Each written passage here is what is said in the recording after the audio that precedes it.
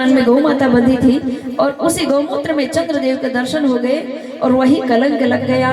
सुबह होते ही, ये तो रात की बात थी, भगवान कृष्ण ने, वासुदेव जी ने रात को देखे, सुबह ढिंढोरा पिट गया कि सत्राजित की मणि चोरी हो गई, भाई भी नहीं आया, ये कलंक लग गया।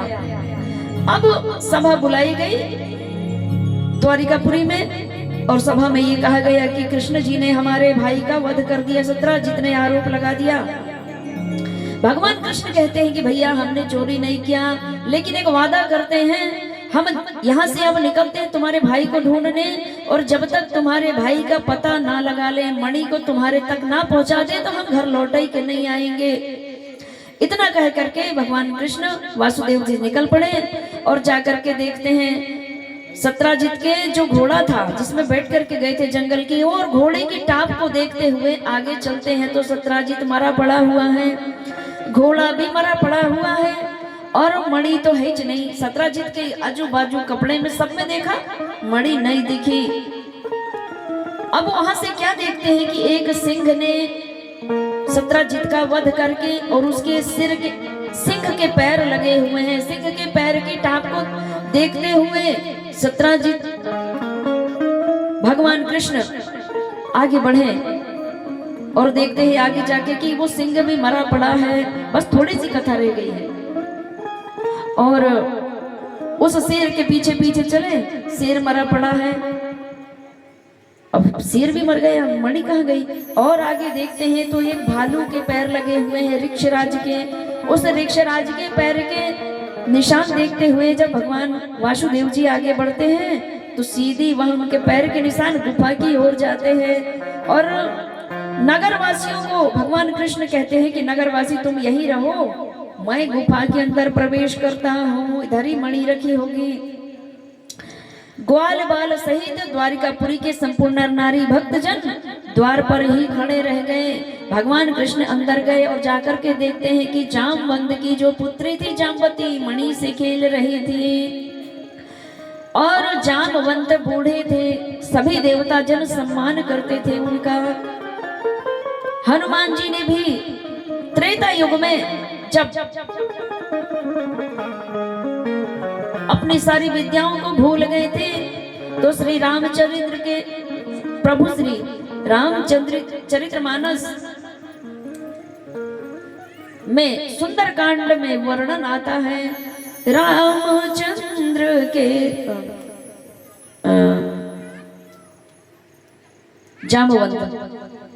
जामवंत ने हनुमान जी को याद दिलाया। समुद्र जब बांध रहे थे ना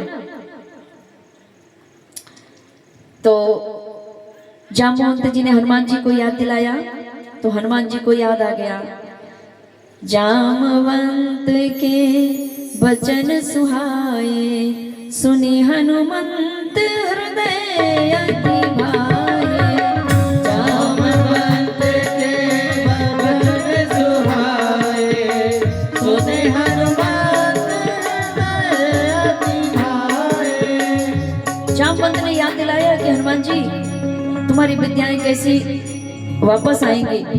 अब युद्ध चलते चलते 12 दिन बीत गए। अंदर गुफा में प्रवेश करे तो द्वारिकाधीश ने बोले देवी ये मणि हमें दे दो। जैसे ही देखी तो बहुत जोर से चिल्लाई जामवती ने, ऐसा दिव्य स्वरूप कभी देखा ही नहीं था। जामवती ने जोर से चिल्लाई तो पिता श्री जामवंत आए, बोले कौन हो तुम भैया? बोले ये मणि हमें दे दो। तो बोले हम तो मणि नहीं देंगे, हमने तो खुद सिंह का वध करके सिंह को परास्त करके ये मणि लेके आए हैं, अब हम तो नहीं देंगे। हमारी पुत्री खेल रही, खिलौना है वो। बोले खिलौना नहीं है भैया, दे दो। तो बोले अगर तुमको सुनो कृष्ण तुमको मणि चाहिए तो हमसे युद्ध करना पड़ेगा, हमको परास्त करोगे इसके बाद तुम मणि ले जा सकते हो। तो बोले ठीक है कर लेंगे युद्ध। भगवान कृष्ण ने अंतर ध्यान से देख लिया, अंतर दृष्टि से देख लिए कि तुम त्रेता युग में भी हमको मिले थे और जब युद्ध क्षेत्र में रावण के साथ जब युद्ध हो रहा तुम्हारी इच्छा थी कि हम भी लड़ेंगे, हमने कहे थे कि अभी नहीं, हम दूसरे युग में द्वापर युग में जब आएंगे तब लड़ेंगे। तो ये तुम्हारी मनसा अब भी हम पूरी करेंगे। अब ऋक्षराज के जामवंत जी के और वासुदेव जी का युद्ध प्रारंभ हुआ। एक दूसरे से 12 दिन तक लड़ते रहे। इधर 12 दिन जब बीत गए तो द्वार के बाहर जो ग्वाल बाल थे, द्वारिका नगरी के जो नर नारी भक्तजन थे, बोले कि भैया ऋक्ष ने तो अब हमारे भगवान का वध कर दिया, चलो लौट कर चलते हैं, द्वारिकापुरी लौटे और आकर के वासुदेव जी से और माता देवकी से कहते हैं कि तुम्हारे पुत्र को तो ऋक्षराज ने भक्षण कर लिया है। बोलिए वृंदावन बिहारी लाल की जय हो। तो इतने में जैसे ही वासुदेव ने सुना, चिल्ला चिल्ला कर फूट फूट कर रोने लगे, हाय मेरे बेटे, हाय विधाता क्या लिख दिया है, एक बार मेरा पुत्र बिछड़ा, 6 पुत्रों को कंसों ने मार डाला, बड़ी मुश्किल से यहाँ पुत्र हमें प्राप्त हुए 2, और हे विधाता अब तूने इन्हें भी छीन लिया, क्या हमारे जीवन में पुत्र सुख है ही नहीं। इस प्रकार की विलाप करते करते और रो रहे थे। नगर के नर नारी भक्तजन सभी विलाप कर रहे थे कि गुफा के अंदर ऋक्षराज ने हमारे माधव को, भगवान कृष्ण को ऋक्ष ने वध कर लिया, खा गया। 15 दिन बीत गए, नहीं आए। अब ऐसे रो ही रहे थे। भगवान शिव की ऐसी कृपा हुई, देव ऋषि नारद जी पहुंच गए द्वारिकापुरी में वासुदेव जी के घर और कहते हैं कि हे राजन वासुदेव, आप ऐसे क्रोधित अवस्था में, दुखी अवस्था में, पूरा राज्य का कार्यभार उलटपुलट पड़ा हुआ है, क्या हो गया है। बोले मणि तो कोई और ले गया है, लेकिन मेरे पुत्र को इल्जाम लगा दिया, कलंक लगा दिया चोरी का, भैया हम क्या करें। लेकिन इतने घोर कष्ट के बाद भी वासुदेव जी ने, देव ऋषि नारद, देवताओं के जो ऋषि हैं वे नारद जी पहुंचे, जिनका बालक घर से चला गया हो, 15 दिन हो गए नहीं आया। तब उन माता पिता की हालत कैसी होगी वे तो वे ही जान सकते हैं। जिन्होंने पुत्र खोया है वे भली भांति जानते हैं कि पुत्र शोक कैसा होता है। तब नारद जी ने उनसे समाचार पूछा और कहे, सबसे पहले तो वासुदेव जी ने बिछाई लगाई, खटियां लगाई और देव ऋषि नारद जी के चरण पखारे, चरणामृत लिए, पूजन वंदन किया और करबद्ध प्रार्थना करते हुए देव ऋषि नारद जी को सारा वृतांत सुना डाला। भगवान हे गुरुदेव, अब दया कर दो, मेरे जीवन में जो कष्ट आया है वो कैसे दूर होगा, इस कष्ट से मुक्ति पाने का कोई उपाय बता दो भगवान।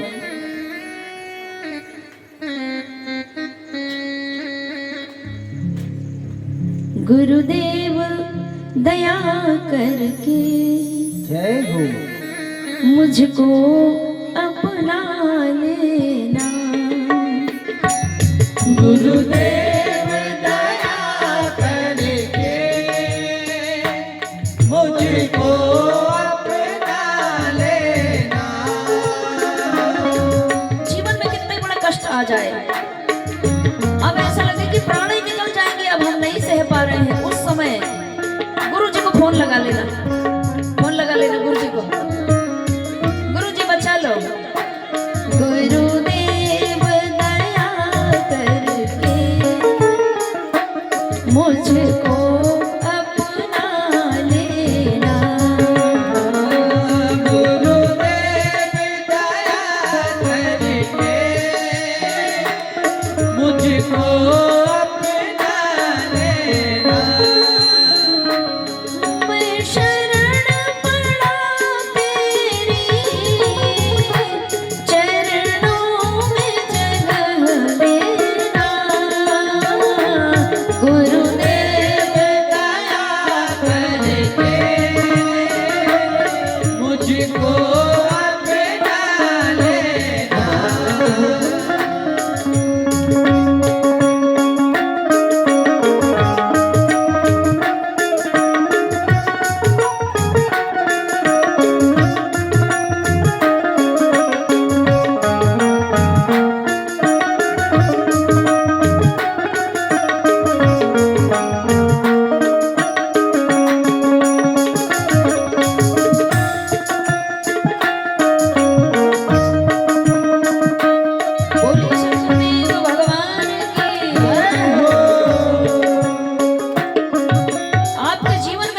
कष्ट है तो सुख के सागर है गुरुदेव, सागर है।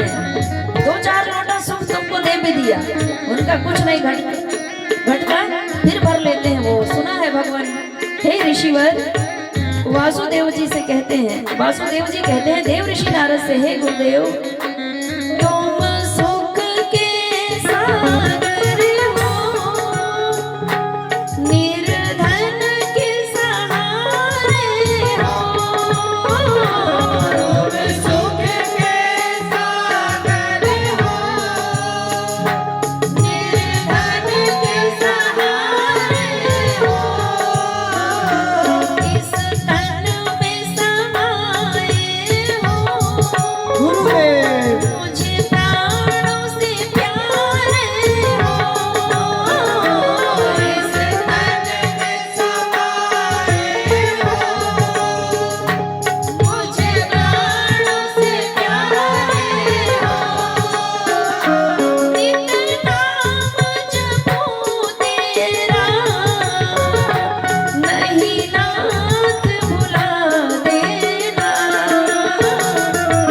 गुरुदेव दया करके मुझको अपना लेना।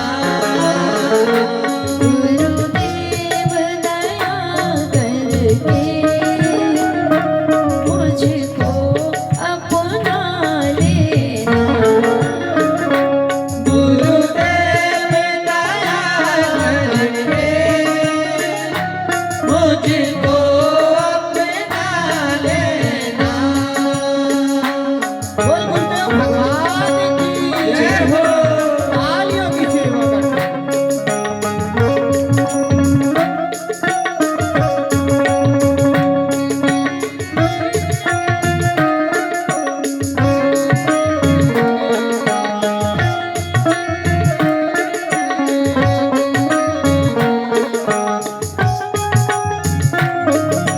तालियों की सेवा गुरु जी के लिए, अपने अपने गुरु जी के लिए।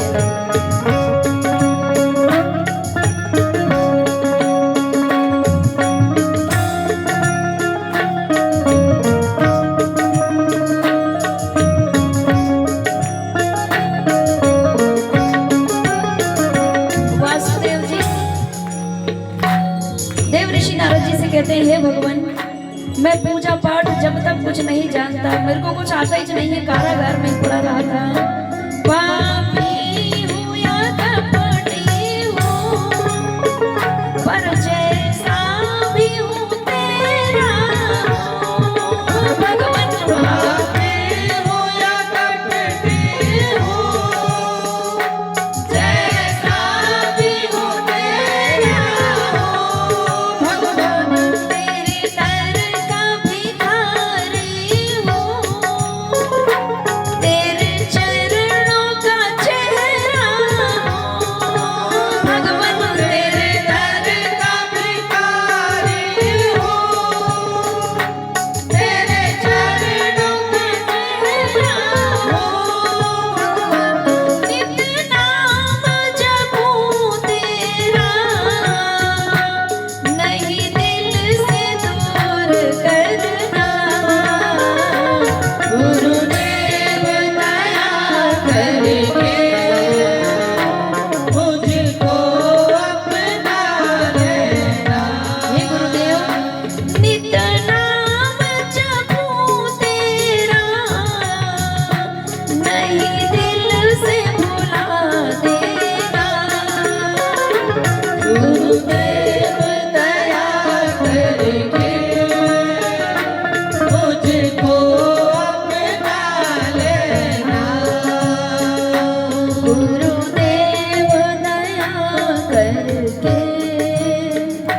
मुझको अपना लेना। गुरुदेव दया करके मुझको अपना लेना। बोलिए सतगुरुदेव भगवान की जय हो। पुत्र शोक में डूबे हुए वासुदेव जी को थोड़ी थोड़ी राहत सी लगने लगी कि पूज्य गुरुदेव जी मुझे पुत्र शोक के भय से मुक्त करिए। ये नगरवासी संपूर्ण द्वारिका वासी कह जरूर रहे हैं कि ऋक्ष राजा ने मेरे पुत्र का, लेकिन विश्वास नहीं हो रहा है भगवान। अब आप आ गए हैं ना, बड़ा ऐसा लग रहा है कि डूबते को तिनके का सहारा मिल जाता है ना भगवान, वैसा मुझे आप मिल गए। मेरी नैया को, दुख की नैया से मुझे इस भंवर से, दुख के भंवर से पार कर देंगे। जब भी जीवन में कोई कष्ट आए, अपने परिवार का एक हिस्सा होते हैं गुरुजी। गुरु से बिना पूछ करके कोई भी काम मत करना, शुभ कार्य। तो वासुदेव जी के ऐसे करुण क्रंदन भरे भाव को देख करके देव ऋषि नारद जी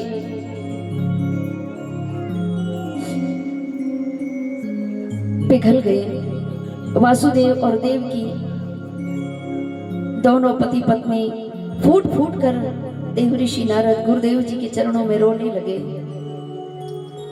और शब्द तो कह ही नहीं पा रहे थे अच्छे से। लड़खड़ाती वाणी में सारा वृतांत सुनाया सत्राजित का। हे गुरुदेव, अब तो हमने अपनी सारी खुशी, हमारी प्रार्थना, हमारी बंदगी सब तुम्हारे नाम कर दी है। अब हमारी ये जिंदगी तुम्हारे नाम है, इसे पार लगा दो भगवान। ऐसा कहकर वासुदेव एवं देवकी रोते रोते बेहोश हो गए।